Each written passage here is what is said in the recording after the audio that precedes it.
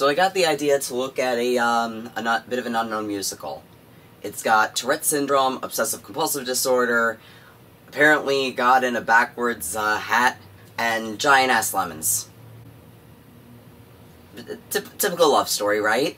Tale as old as time, lemons and not limes.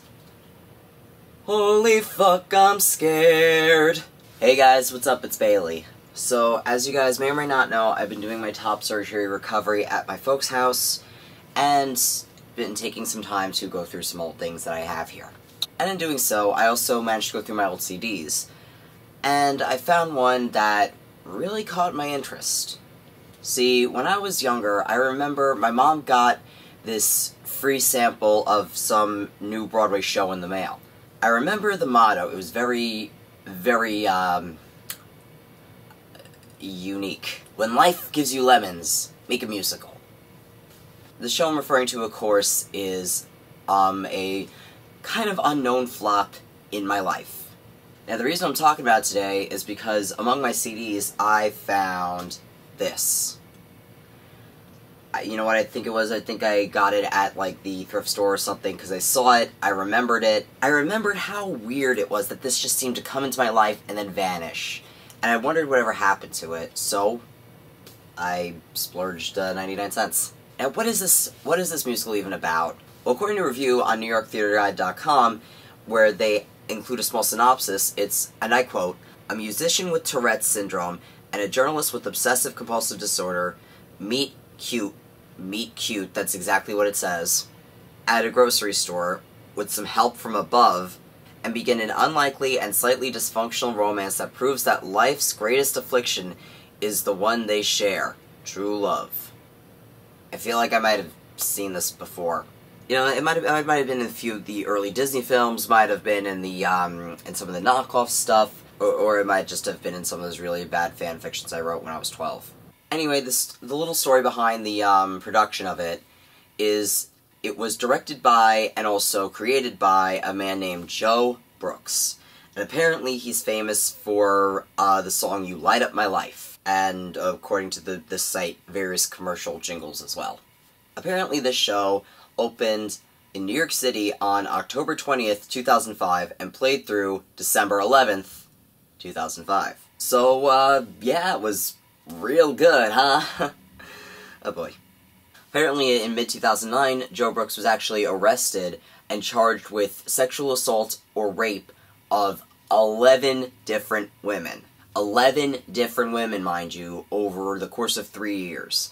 One of those years, oddly enough, was 2005, during his clunker of a production. And 2 years later, the guy ended up committing suicide, leaving a note saying he would be exonerated, but his failing health and some woman he loved dearly couldn't be with her or whatever. Bottom line, the guy was messed up.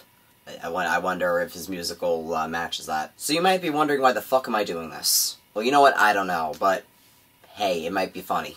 Keyword might. Alright, so there are 3 songs on this little free sample disc. In My Life, obviously the title track. I Am My Mother's Son, and Life Turns on a Dime. Alright, let's plug this thing in. When was the last time you fell in love with a Broadway musical? Actually, it was like 2 days ago when I was watching the Tonys, and I watched Ben Platt's performance from Dear Evan Hansen. Okay, so the disc is all loaded. Let's have some fun. First track, In My Life.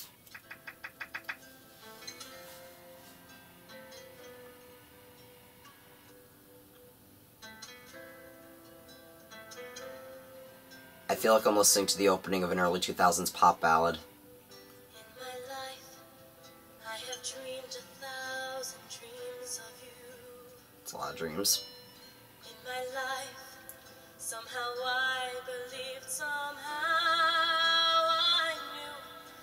In my life, you would walk into it unexpectedly.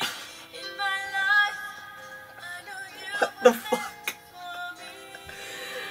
In my life, I am lucky that I have the chance to find you, to not have missed the dance. In my life, one thing that I've always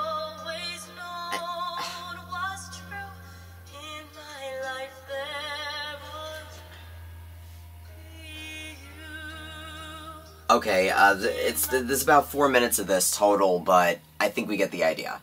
In case you didn't see my face throughout that, I am completely pondering what the fuck I was just hearing. I feel like I was listening to someone trying to imitate Jessica Simpson or something. Like I said, when the intro was playing, I felt like I was listening to, an early 2000s pop ballad or something like that. How many lines can you begin with the words, "in my life"? I don't know, it's also, some of the lyrics really just didn't make much sense, you know? With the rest of the lyrics, it's like, I don't know, it's like I'm trying to read someone's really bad attempt at a romantic poem, like me when I was in 8th grade. Okay, so, that's one clunker out of the way. Let's listen to the second one. I am my mother's son. You cannot tell by looking at me, but I'm my mother's son. Wait. What? 16 seconds in, and I'm already like, what? You may not tell by looking at me, but I am my mother's son.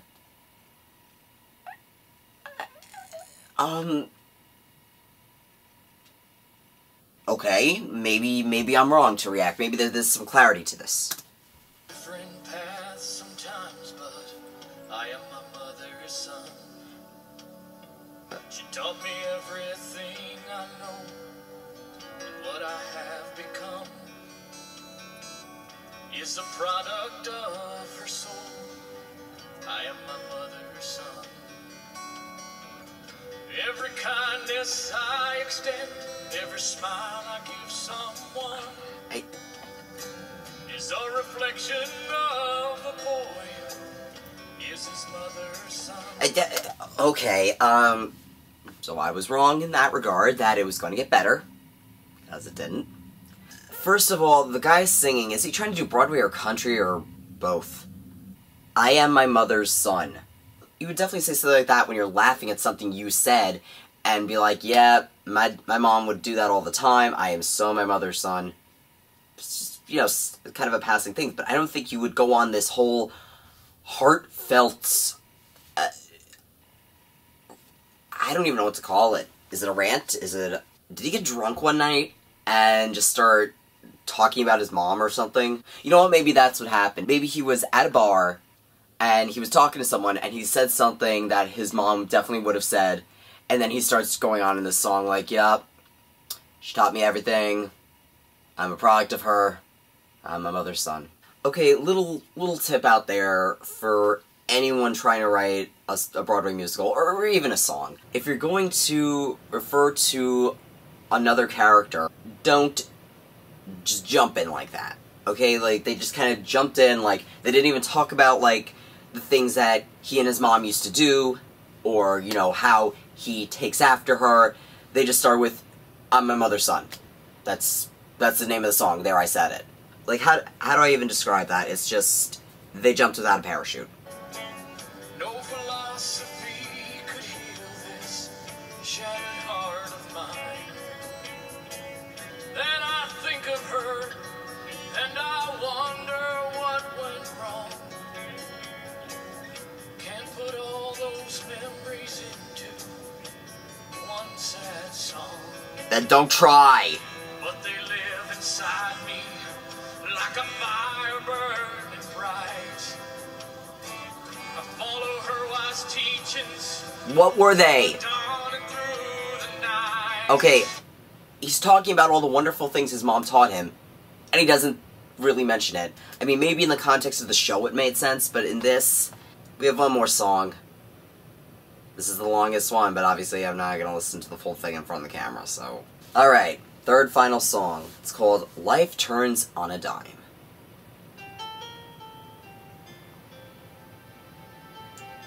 What is with the slow guitar ballads?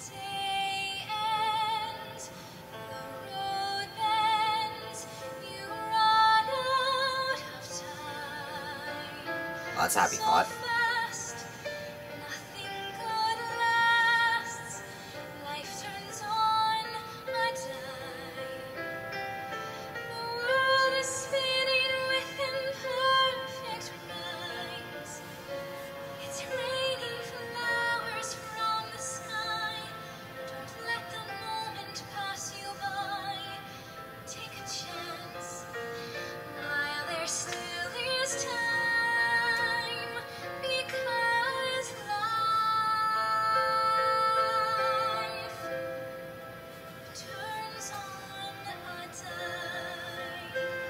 Okay, I don't even know what's happening in the show at all. I mean, even with the small summary, I have no clue. Never have I come across songs that really give no insight to what's happening in the show. I have nothing. I don't know what to say. Okay, I lied. I do know what to say. When you have a soundtrack for a musical, sure, you can't exactly tell every inch of the story that's happening as you're, listening to it, but that's what seeing the actual damn musical is for, and having, the dialogue and the context, and of course the visuals, but with the soundtrack you could still enjoy most of the story. And also, most of the time, Broadway soundtracks will include some of the dialogue just to kind of keep the story flowing through the soundtrack. Like, let's take an example. Wicked. I listened to the soundtrack before I ever saw the show.